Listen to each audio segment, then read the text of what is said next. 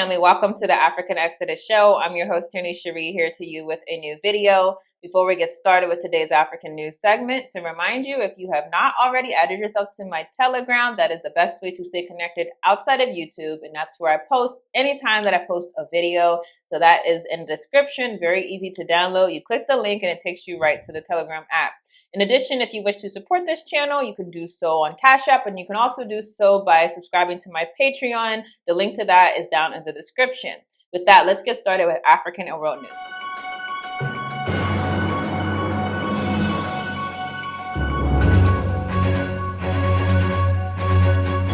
It looks as though the Ghana LGBT bill has been pushed back for potentially a long time, and Akufo-Addo has basically escaped having to sign it. So it says Ghana's anti-LGBTQ bill has not yet hit the president's desk. The anti-LGBT bill inside of Ghana has not yet hit the president's desk. The article says an anti-LGBTQ bill passed by Ghana's parliament has not yet reached the desk of the president. Ghana's president, Nana Akufo-Addo, in his first comments on the bill Monday, he had not yet received the bill and that the country would not backslide on its human rights record. President Akufo-Addo added that the bill had been challenged in the Supreme Court. His comments followed that of the Ministry of Finance, which advised the president to desist from signing the Human Sexual Rights and Family Values Bill by Parliament into law. I have learned that today a challenge has been mounted at the Supreme Court, Akufo-Addo said in a statement. In the circumstances, it would be as well for all of us to hold our hands and await the decision of the court before any action is taken, Akufo-Addo said. The bill passed last Wednesday and is set to criminalize the promotion, advocacy, funding, and acts of homosexuality. Its passage has sparked condemnation and backlash from several activists and international rights groups. So much on this. First of all, President Akufo-Addo says the country will not backslide on its human rights record. So that tells you right there where his mind already is. I want to emphasize that it was the finance minister of Ghana who advised the president not to sign the bill. Not his party, which passed the bill, not his constituents, but the finance minister. We're going to talk about what the finance minister said, but let's just focus on the optics of Akufo-Addo, who has put himself inside of a position of going into a Ghana church a couple years, maybe a year ago, and saying he would never pass a gay rights bill or anything like that. Now backtracking and saying that essentially this is a human rights record issue that Ghana was not going to backslide. Let's go to this article where his finance minister gives his opinion on what would happen to Ghana if it were the case that the bill was passed. And this really lets you know that the economic situation in Africa is not one built on sustainability if the democracy is beholden not to the people, but to the World Bank. So it says Ghana stands to lose $3.8 billion over the anti-LGBTQ laws the president delays signing. The documents from the country's finance ministry reported that the bill could lead to a loss of $3.8 billion in World Bank financing within the next 5 to 6 years, derailing a $3 billion International Monetary Fund loan package that will have dire consequences on the debt restructuring exercise and Ghana losing long-term debt sustainability. The country would lose an estimated $850 million this year alone, in the midst of an ongoing major economic crisis that last year required an IMF bailout. In response to the bill's passage, U.S. State Department spokesperson Matt Miller said Thursday that the law would potentially have ramifications on the U.S. assistance to Ghana and that it would certainly have a chilling effect on foreign investment and tourism. Acknowledging the international backlash to the bill, Akufo-Addo said in a statement that he is aware of the law, that the law has raised considerable anxieties and in certain quarters of the diplomatic community and amongst some friends of Ghana that she may be returning back to her hitherto an inviolable, long-standing record on human rights observance and attachment to the rule of law. He said, I want to assure you that no such backsliding will be contemplated or occasioned. Akufo-Addo then cited the recent case brought to the Supreme Court by human rights groups, stating that he will await the court's decision before taking further action. He said, I have learned today that a challenge has been mounted. I read this already. Now, it's important to note that Ghana's next presidential election will be in December. in which Akufo-Addo's 2 terms will be up. The Supreme Court is unlikely to reach a decision before a new president is elected. Essentially, Akufo-Addo probably got out of this one. You have to understand, Akufo-Addo, he's almost no longer president. He's almost free, and he does not want to sour his international relationships whenever he's on his way out. Because if you don't know, ex-presidents, particularly in Africa, they get to go into the foreign countries and have a good retirement and have their homes in different places. And so I was very sure that he did not want this to be the last thing that he was known for because of his international relationships. Now, I personally don't have any thoughts on the law. I don't look to the legislative process to justify me or to give me any bolster, any morality. I don't look to legislators to do that. However, I do want to point out a few things about this scheme. Number one, this is a law that was the choice of the people of Ghana to have passed. This is what democracy is, right? The idea that the people want something, they can get it passed. And I think it's very interesting that essentially in this instance, the presidency and also the entire international community have said that they are not committed to democracy because they're saying that, well, Ghana officials, Ghana president, even if your people pass this, and even if it goes through the correct democratic processes, that if we don't like what it is, we will punish you, and so you better not do it. How interesting is that from the West? They pride themselves on democracy. We've given the world democracy. We've given you all this civilization, this Western principles. But if they do not like the law that comes out of Africa, they will punish you. The other interesting thing is to note that, well, what would happen if Ghana actually did this? I think it would actually have dire consequences in the immediate. Whenever you think about how the economy is structured, how the economy is attached to the international system in a subservient position, and to the point where if foreign investors started cutting off funds to Ghana, that would have a detrimental effect in the here and now because of how, again, this country and other countries are connected to the international system. Now, it's important to understand that you would want to have a country that's insulated from such types of calls from the international system if you were really about autonomy and sovereignty.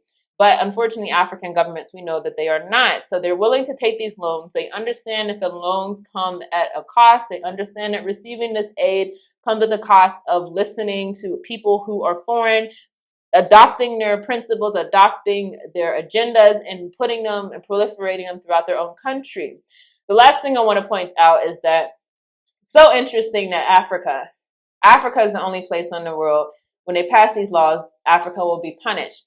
I was just looking up some other LGBT laws. Guess what country has pretty bad or pretty stringent anti-LGBT laws? The country of Saudi Arabia. Do you think the United States would ever do this to Saudi Arabia?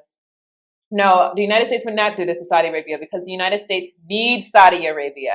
The fact is the United States does not need Ghana the same way that the United States does not need Uganda, does not need Kenya, does not need these African countries in order to live. They need Saudi Arabia, however. They don't have another Saudi Arabia. They don't have another good relationship with a nation that supplies their oil.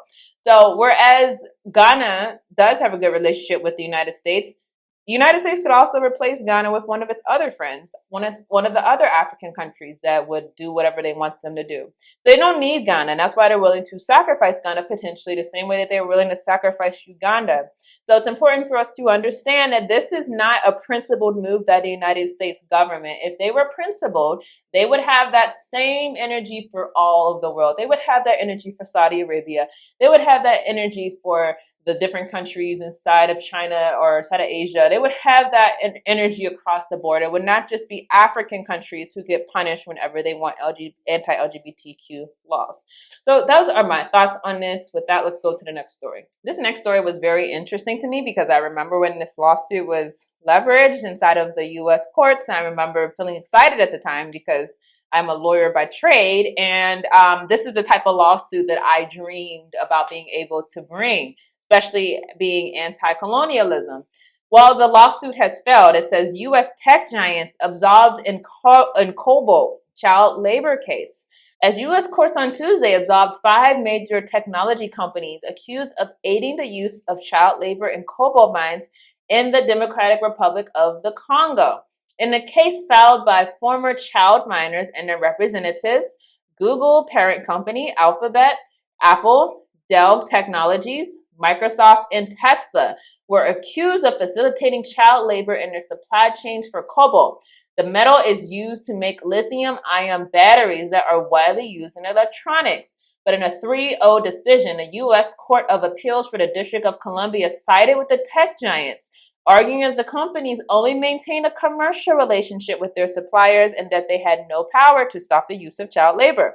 The plaintiff said that the companies were aware of the use of child labor in cobalt mines, but did not act for fear of disrupting the supply of the metal.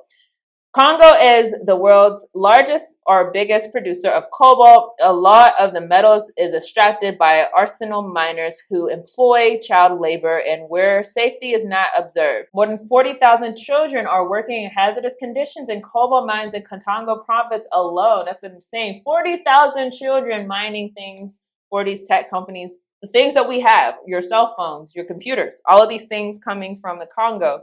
So let me first say, I'm not surprised that this is the case. One of the reasons, and I'm sure I'll get into more details about one of the reasons I decided I didn't really want to be a lawyer in a traditional sense, is that I started to realize, number one, that the power of the legal system is controlled by those who, again, wield power, meaning the people who write the laws are the people who benefit from the economic system. They benefit from the capitalist system. Do you think that those people who write the laws or their friends would do something to undo their own power? No, they wouldn't. So when you think about Dell and Google and all of these companies, this is not just those companies. This is the entire economic scheme, because the entire Western world lives off of cheap labor, raw materials that are not going to be mined with the human rights being followed. They rely on these things. They rely on them because they're cheaper. And so you think that the economic system would be built in such a way that the legal system would collapse it for the good of the world? No, of course not, because literally doing so would have been an act against colonialism. And I did not think that a U.S. court was going to find neo-colonialism to be unconstitutional. So it's very sad that this is the case, but listen, I quickly realized that the law, the way that things work, it's not built to liberate us. There are other means to obtain liberation. There are other means to protect ourselves, but the law is not the means by which it will happen. If anything, the people is where the power is. The people is where the strength is. The strength is not for these people in high up places. So when we hear 40,000 children inside of cobalt mines, what are we going to do about it? How can we do something about it? How can the community of the people of Congo be empowered to take control of their destiny? And it's only through organization, whether it's organization of the family, organization of the block, organization of the community. Only there can you protect your children from being subject to these horrible, evil acts.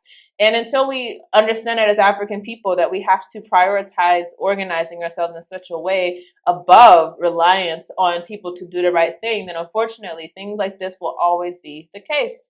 So with that, let's go to the next story. Some of you might remember the UK had an asylum bill that they were trying to get passed in order to basically export their migrant problem, many of which are African migrants, to Rwanda.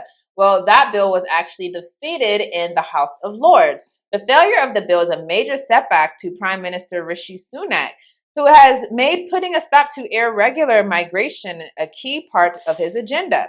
The bill wants to label Rwanda a safe country for deportees to sidestep a Supreme Court ruling which declared the East African country unsuitable. On Monday, the House of Lords passed 5 amendments to the draft text, which, if ratified, would make it harder for the House of Commons to declare Rwanda safe, would require the government to comply with domestic and international law. There were 277 votes in favor of establishing a mechanism to monitor whether Rwanda is safe, to 167 in opposition. In early January, most British lawmakers approved the controversial bill before their colleagues in the upper chamber voted to delay it. The bill compels judges to regard Rwanda as a safe country and give ministers the power to disregard parts of the Human Rights Act. For accepting to receive deportees, Kigali has so far pocketed $300 million from London. After numerous court cases and international outcry, no deportation flights have taken off under the deal that was struck in April of 2022.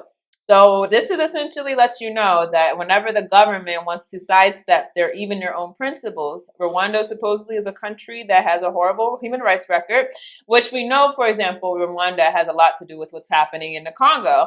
So obviously, Paul Kagame does not have the greatest international reputation, yet the UK right now needs him because they need a country that's going to get rid of their migrant problem. So this lets you know, again, they're not committed to human rights. Human rights is a shield.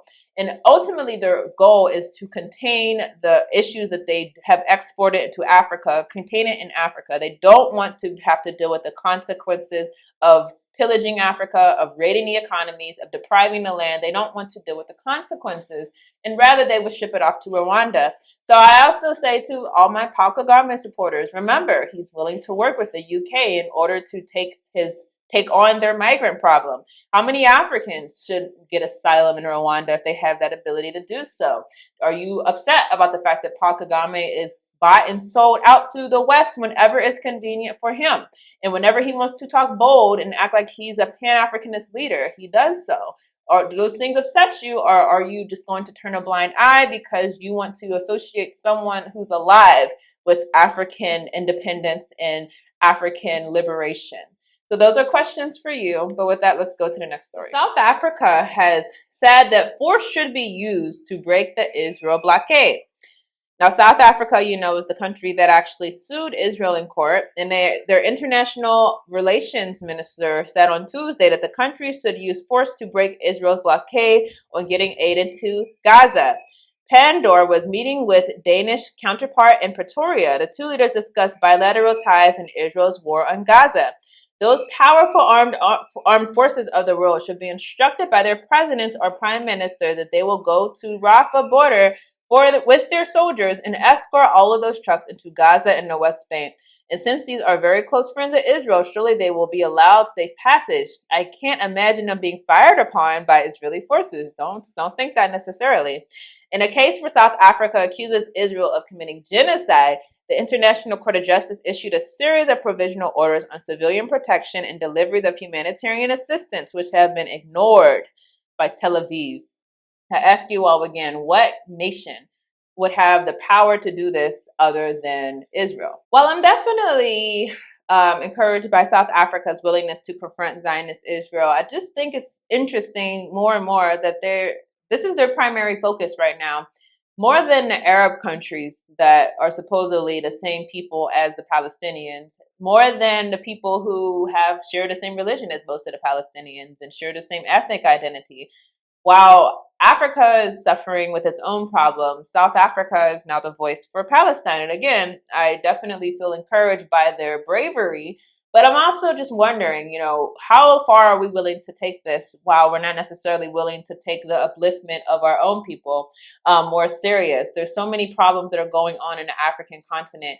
I would just hope that South Africa would also have a similar energy towards the suffering of people in their own country, the suffering of people in neighboring countries, the suffering of people in Congo, for example, the suffering of people who are not too far. While we see that the Palestinians are absolutely in need of a voice, I don't know, something about the fact that the Arab world has abandoned them, and South Africa, which is the most economically astute country inside of Africa, has rightfully so called out Zionist Israel, but is the sole voice that's pushing this, while the Arab countries step back and say, go do the work for us because we don't want to sour our relations with Israel. Meanwhile, hey, Arab countries, look at all of the problems that we're dealing with. When are you going to step up for the Palestinians so that we can deal with our own problems? I don't know. It leaves a bad taste in my mouth, but again, not necessarily condemning it. Definitely want to hear your thoughts on this. With that, I thank you all for watching, and y'all willing, I'll see you on the next video. We are not Africans. All right. We are possessed by spirits and demons.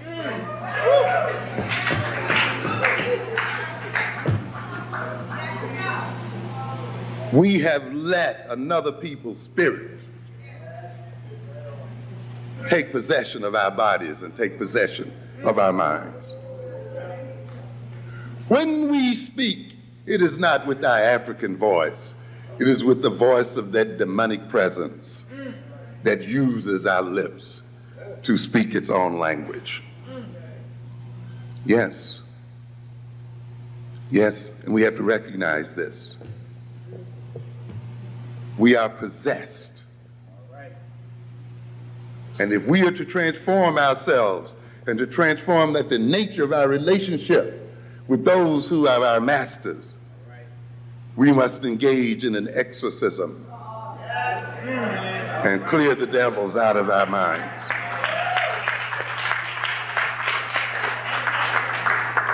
And at this time, then, it'll pay you to read a little bit about demonic possession.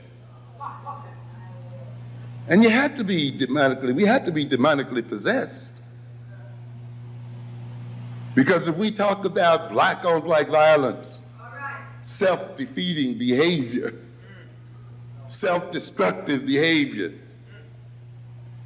then we could not be possessed by a beautiful and wonderful God. We must be possessed by a demon. It's interesting to look at the literature on possession. We have a couple of types of possession. One is called a somnambulistic possession. Somnambulistic. Soma, in this instance, having to do with sleep. You hear it in the word sominex. Ambulistic, to move around. Ambulatory, right? So we're talking about people who are what? Sleepwalking. They're not awake, but they're walking around. The body is moving, and it is walking in an organized fashion and walking systematically, but the person is still asleep. And in somnambulistic possession, then,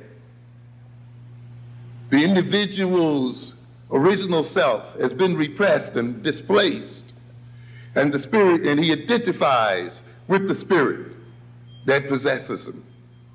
And his I and the spirit's I are one and the same. And we have a lot of that here today, where the spirit that has been implanted in us, we have taken to be us, and we've identified with it.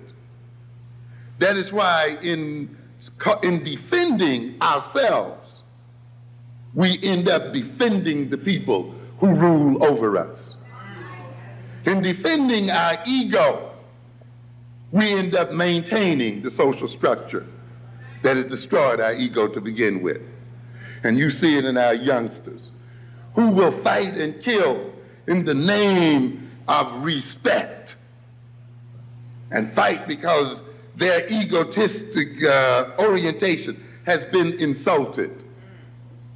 And therefore, in defending their ego, they do not kill the people who destroyed their ego. They kill each other and maintain the ones who destroyed them in the first place in power. And that's why the subtitle of my book, Black on Black Violence, was Black Self-Annihilation in Service of White Domination. We are killing each other in order to maintain this system. We have let ourselves become possessed by a spirit such that when we become aggressive, we aggress against the self instead of those who are the source of our aggressive orientation.